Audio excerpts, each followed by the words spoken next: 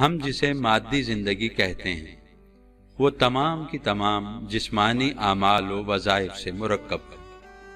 مثلاً ہمیں بھوک پیاس لگتی ہے تو ہم کھانے پینے کا اہتمام کرتے ہیں اور غذا کو جسم و جاں کا حصہ بنا دیتے ہیں۔ اسی طرح حصول معاش، وسائل کی فراہمی، خوشی اور غم کے تقاضوں کی تکمیل، یہ سب افعال جسمانی حرکات پر مبنی ہیں۔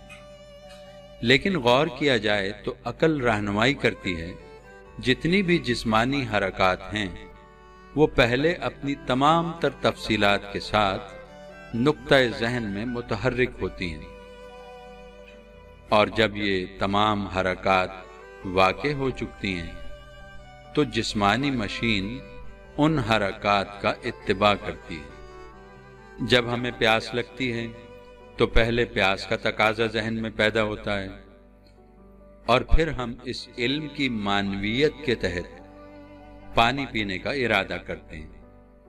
جب پیاس کا علم اور اس کی تمام تفصیلات پوری توانائی کے ساتھ متحرک ہو جاتی ہیں تو ہمارا دماغ جسمانی اعضاء کو اس تقاضے کی تکمیل کا حکم دیتا ہے۔ نتیجہ یہ ہوتا ہے کہ جسم حرکت میں آ کر پانی پینے کا عمل پورا کرتا ہے اور تقاضے کی تکمیل ہو جاتی ہے۔ مثال، جب کوئی شخص مضمون لکھنے بیٹھتا ہے تو مضمون کا خاکہ اور اس کی تمام تفصیلات پہلے اس کے ذہن میں مرتب ہو جاتی ہیں، اور پھر مضمون نگار قلم کے ذریعے تمام تفصیلات کاغذ پر رقم کر دیتا ہے۔ اس تفصیل کو مضمون، کہانی یا افسانہ وغیرہ کہا جاتا ہے۔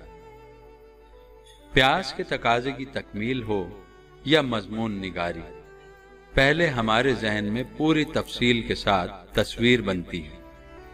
جسمانی مشین کا کام صرف اتنا ہے کہ وہ تصویری فلم کو مادی خد و خال عطا کرے۔ علی ھذا القیاس کوئی بھی عمل جب تک ذہنی خد و خال مرتب نہیں کر لیتا، جسم کی فعلیت یا جسم کی حرکات واقع نہیں ہوتی۔ جسمانی فعلیت کو مادی دنیا اور ماورائے جسم حرکات کو روح کی دنیا کہتے ہیں۔ روح کی دنیا میں تمام احساسات، تمام ابعاد بشکل علم وجود رکھتے ہیں۔ پانی پینے کی مثال اوپر دی گئی ہے۔ پیاس کا تقاضا اور پانی پینے کا ارادہ جب ذہنی طور پر واقع ہوتا ہے تو کوئی شخص اس پورے عمل کو علم کے ابعاد، ڈائمنشنز میں محسوس کر لیتا ہے، لیکن یہ تحریکات جسمانی حرکات میں سامنے نہیں آتی، صرف ایک نقطے میں ان کا ظہور ہوتا ہے۔ اس مرحلے کے بعد جسم کا مظاہرہ سامنے آتا ہے۔ اس تفصیل کا اجمال یہ ہے کہ انسانی ذہن کی حرکات دو دائروں میں واقع ہوتی ہیں۔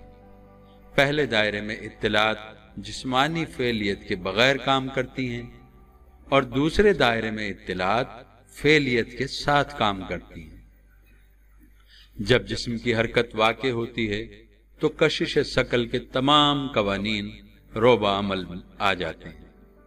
لمحات ترتیب کے پابند ہو جاتے ہیں، ایک کے بعد دوسرا اور دوسرے کے بعد تیسرا لمحہ آتا ہے۔ جب تک دوسرا لمحہ نہ آئے تیسرا لمحہ نہیں آ سکتا۔ اس کے برعکس جب دوسرا دائرہ برسر عمل ہوتا ہے تو انسانی انا یا انسانی نفس کی حرکات کے لیے مادی جسم کا ساتھ ہونا ضروری نہیں ہوتا۔ اس وقت انسان کی انا لمحات کی قید سے آزاد ہو جاتی ہے۔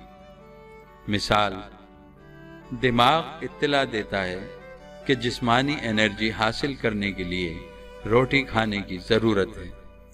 جب ہم اس اطلاع کی تکمیل کرتے ہیں تو ہمیں تواتر اور تسلسل کے ساتھ کئی حد بندیوں سے گزرنا پڑتا ہے۔ ہم گندم بوتے ہیں، کاٹ کر بالیوں سے علیحدہ کرتے ہیں، چکی پر پسواتے ہیں، آٹا گوندھ کر روٹی پکاتے ہیں اور پھر روٹی کھاتے ہیں۔ یہ مادی دماغ کی کارکردگی ہے۔ اس کے برعکس जब रूहानी दिमाग हरकत में होता है और किसी चीज के खाने की इत्तिला वारिद होती है तो हमें किसी हदबंदी से गुजरने की जरूरत पेश नहीं आती।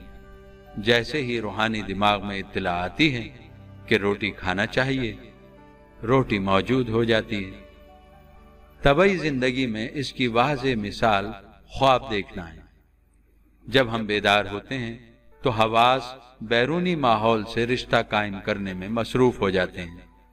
हम वक्त कोई ना कोई महेज आसाब को हरकत देता रहता है और इस इशारे पर हमारा जिस्म मुतहर्रिक रहता है। लेकिन जब हम सो जाते हैं तो जिस्मानी हरकात पर सकूत तारी हो जाता है, लेकिन अना या नफ्स का फ़आल किरदार खत्म नहीं होता। ख्वाब में अगरचे फर्द का जिस्म मुअत्तल होता है, लेकिन वो तमाम हरकात और सकनात को अपने सामने उसी तरह देखता है जिस तरह बेदारी में देखता है। फर्क ये होता है कि वक्त और फासले की तमाम बंदिशें खत्म हो जाती हैं और कैफियत एक नुक्ते में सिमट आती हैं। मसलन हम ख्वाब में देखते हैं कि अपने दोस्त से बातें कर रहे हैं, हालांकि दोस्त दूर दराज मुकाम पर रहता है, लेकिन हमें बात करते वक्त यह एहसास बिल्कुल नहीं होता कि हमारे और दोस्त के दरमियान कोई मकानी फासला है। हम रात को घड़ी देखकर 1 बजे सोते हैं, ख्वाब की हालत में एक मुल्क से दूसरे मुल्क जा पहुंचते हैं, वाकयात की एक लंबी फिल्म कड़ी दर कड़ी देखते हैं। अचानक बेदार होकर घड़ी देखते हैं तो चंद सेकंड या चंद मिनट का वक्त गुजरता है। मादी जिस्म के साथ ये आमाल और हरकात वाक़े हों तो हफ्तों महीनों के दिन और घंटों से गुजरना होगा, नीज हजारों मील की मुसाफत तय करना होगी। नफ्स की एक सलाहियत जो बेदारी और ख्वाब दोनों में मुतहर्रिक रहती है, कुव्वत हाफ़ज़ा है। इंसान जिंदगी के हर कदम पर इस कुव्वत से काम लेता है, लेकिन इस पर गौर नहीं करता कि बचपन के जमाने का तसव्वुर किया जाए तो एक लम्हे में जहन बचपन के वाकयात का अहाता कर लेता है। अगरचे हम सालों का वक्फा गुजार चुके हैं और हजार तब्दीलियों से गुजर चुके हैं, लेकिन जहन जब माजी की तरफ सफर करता है तो सालों पर मुहीत अरसे को सेकंड के 1000वें हिस्से में तय करके बचपन के जमाने में जा पहुंचता है। हम माजी के वाकयात को न सिर्फ महसूस कर लेते हैं, बल्कि ये वाकयात इस तरह नजर आते हैं जैसे आदमी कोई फिल्म देख रहा है। कभी कभी एहसासात का फर्क आम हालात में भी इतना गहरा हो जाता है कि शऊर उसका इदराक कर लेता है। अगर किसी काम में बहुत ज्यादा यकसुई हो जाए और शऊरी वारदात एक मरकज पर ठहर जाए तो ये बात तजुर्बाती मुशाहिदा बन जाती। मिसाल, हम किसी दिलचस्प किताब का मुताला करते हों तो मुताले में इस कदर इन्हिमाक हो जाता है कि वक्त की नफी हो जाती है। हम मुताले से फारिग होते हैं तो महसूस होता है कि चंद मिनट गुजरे हैं, लेकिन वक्त बहुत ज्यादा गुजर चुका होता है। इसी तरह अगर किसी का इंतजार किया जाए तो मिनट घंटों के बराबर लगते हैं।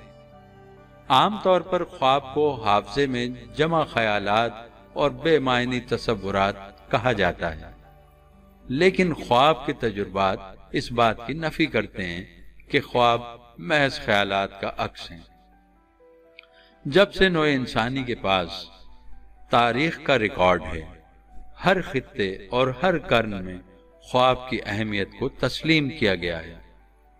इल्मुन नफ्स की तारीख और मजहब के मामलात में भी ख्वाब को इम्तियाजी मुकाम हासिल है।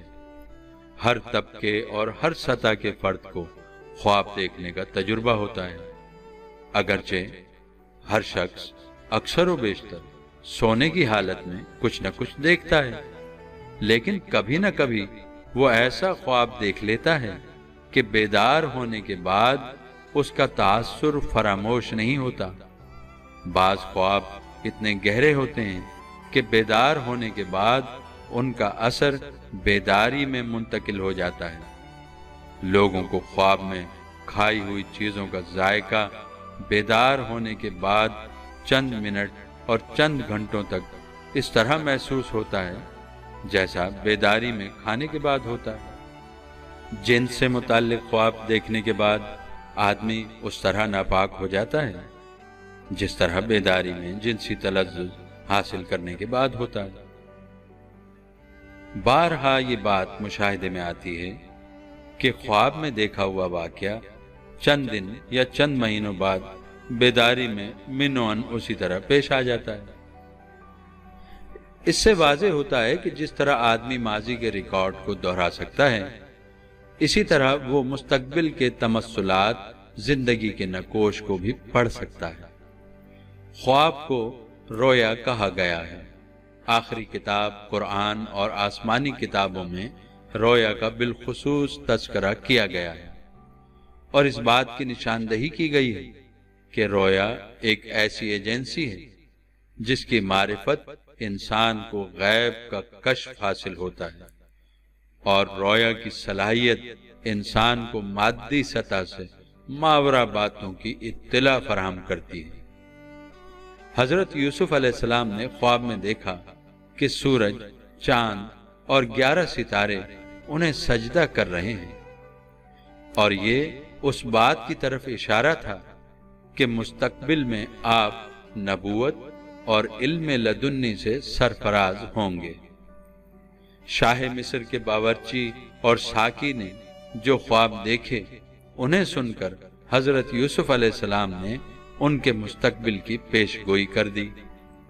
شاہ مصر نے جو خواب دیکھا، حضرت یوسف علیہ السلام نے اس کے جواب میں قحط سالی اور پھر فراوانی غلہ کی پیش گوئی کی، اور تمام باتیں اسی طرح پوری ہوئیں جس طرح حضرت یوسف علیہ السلام نے نشاندہی کی تھی۔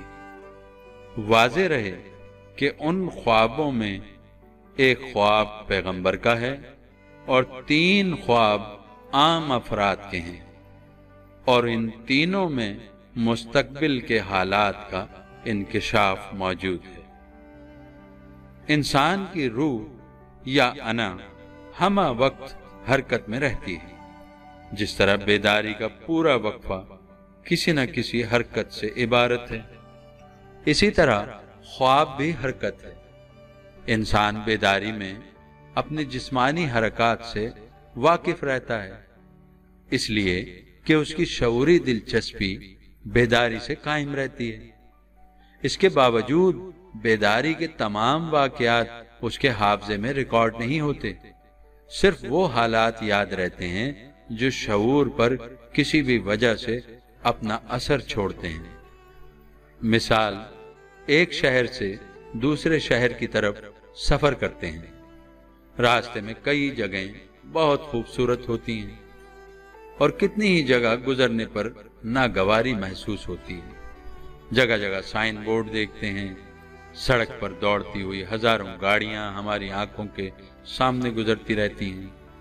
مناظر میں سرسبز و شاداب درخت اور بڑے بڑے لان دیکھتے ہیں، اور جب دوسرے شہر میں پہنچ جاتے ہیں تو کوئی ہم سے پوچھتا ہے کہ تم نے راستے میں کیا کیا دیکھا، تو سفر میں دیکھے ہوئے مناظر کو تفصیل کے ساتھ بیان نہیں کر سکتے، لیکن ہم نے اگر کسی جگہ قیام کیا ہے، کوئی منظر غور سے دیکھا ہے تو ہم بیان کر دیتے ہیں۔ باقی باتوں کے بارے میں کہتے ہیں ہم نے دھیان نہیں دیا۔ کلیہ یہ بنا کہ جن باتوں پر ہماری توجہ قائم ہوئی ہے اسے ہمارا ذہن ریکارڈ کر لیتا ہے، لیکن جو باتیں محل توجہ نہیں بنتی ذہن ان کا احاطہ نہیں کر سکتا۔ یہی کلیہ خواب میں بھی کام کرتا ہے۔ خواب میں خاکی حواس مغلوب ہوتے ہیں، لیکن روح جن واردات و حوادث سے گزرتی ہے انہیں ہمارا ذہن اس حد تک سمجھتا ہے جس حد تک اس کی دلچسپی ان سے وابستہ رہتی ہے۔ یہی وجہ ہے کہ ہم خواب کے ان حصوں کو بیان کر سکتے ہیں جن پر دلچسپی کی بنا پر ہماری توجہ مرکوز ہو جاتی ہے، اور جن واقعات پر ہماری توجہ نہیں ہوتی ان واقعات کی کڑیاں ملانے سے ہمارا شعور عاجز رہتا ہے۔ کبھی ایسا ہوتا ہے کہ شعور روح کی واردات کو مربوط حالت میں دیکھ لیتا ہے اور روح کی حرکت شعور میں اس طرح سما جاتی ہے کہ اس میں معنی پہنانا ذرا بھی مشکل نہیں ہوتا۔ اس کو سچا خواب کہتے ہیں، اور یہی حالت جب ترقی کرتی ہے تو کشف و الہام کے درجے میں پہنچ جاتی ہے۔ قدرت نے تمام مخلوقات بشمول انسان کو اس قانون کا پابند کیا ہے کہ کوئی فرد خواب کے حواس سے اپنا تعلق منقطع نہیں کر سکتا۔ انسانی زندگی کے مادی رخ کو برقرار رکھنے کے لیے خواب کے حواس میں داخل ہونا ضروری ہے۔ اسی لیے ہر فرد نہ چاہتے ہوئے بھی روزانہ سونے پر مجبور ہے، اور جب وہ خواب سے بیدار ہوتا ہے تو جسمانی حرکت کے لیے نئی توانائی اس کے اندر ذخیرہ ہوتی ہے۔ خواب کے حواس قدرت کا ایسا فیضان ہے جو ہر شخص کو حاصل ہے۔ انسان اس سے فائدہ اٹھانا چاہے تو زیادہ سے زیادہ فائدہ اٹھا سکتا ہے۔ روحانی علم کی ابتدا اس بنیادی سبق سے ہوتی ہے کہ انسان محض گوشت پوست کے جسم کا نام نہیں ہے۔ جسم کے ساتھ ایک اور ایجنسی وابستہ ہے جس کا نام روح ہے، اور جو اس جسم کی اصل ہے۔ انسان کی روح جسم کے بغیر بھی حرکت کرتی ہے، اور انسان کو اگر ملکہ حاصل ہو جائے تو وہ جسم کے بغیر بھی روحانی سفر کر سکتا ہے۔ روح کی یہ حرکت روزانہ غیر شعوری طور پر خواب میں واقع ہوتی ہے۔ دن رات میں کوئی وقت ایسا ضرور آتا ہے جب انسان طبیعت میں ایک دباؤ محسوس کرتا ہے۔ غیر ارادی طور پر حواس بوجھل ہونے لگتے ہیں، پپوٹوں پر بوجھ پڑتا ہے اور طبیعت نیند کی طرف مائل ہو جاتی ہے۔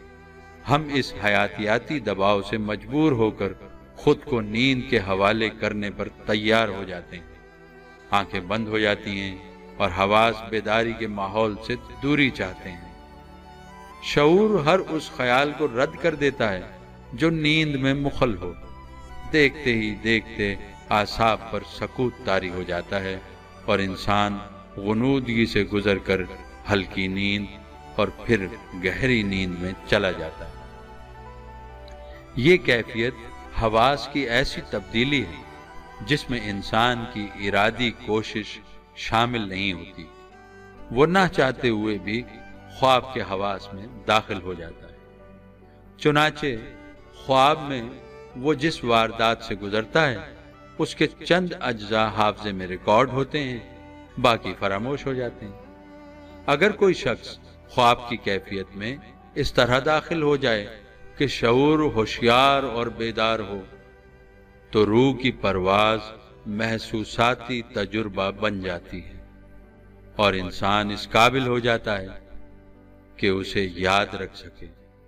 اس کا آسان طریقہ یہ ہے کہ انسان اپنے ارادے سے خواب کی کیفیت خود پر طاری کر لے۔ مطلب یہ ہے کہ بیداری سے خواب میں داخل ہونے کا عمل جن طرزوں میں غیر ارادی طور پر واقع ہوتا ہے، اسی طرز میں جب ارادہ استعمال کیا جائے گا تو انسان اختیاری طور پر خواب کے حواس میں داخل ہو جائے گا۔ اگر خواب اور بیداری کے حوالے سے مراقبے کی تعریف کی جائے تو یہ کہا جائے گا کہ مراقبہ بیدار رہتے ہوئے خواب کی دنیا میں سفر کرنے کا نام ہے۔ بالفاظ دیگر مراقبہ اس عمل کا نام ہے جس میں آدمی خواب کی کیفیت کو اپنے اوپر طاری کرنے کی کوشش کرتا ہے، لیکن اس کا شعور بیدار رہتا ہے۔ مراقبے میں وہ تمام حالات پیدا کر دیے جاتے ہیں جن سے کوئی شخص حواس کی تبدیلی کے وقت گزرتا ہے۔ آنکھیں بند کر کے سانس کی رفتار آہستہ کر لی جاتی ہے، اعضائے جسمانی کو ڈھیلا چھوڑ دیا جاتا ہے تاکہ جسم غیر محسوس ہو جائے۔ ذہنی طور پر انسان تمام افکار و خیالات سے ذہن ہٹا کر ایک تصور کی طرف متوجہ رہتا ہے۔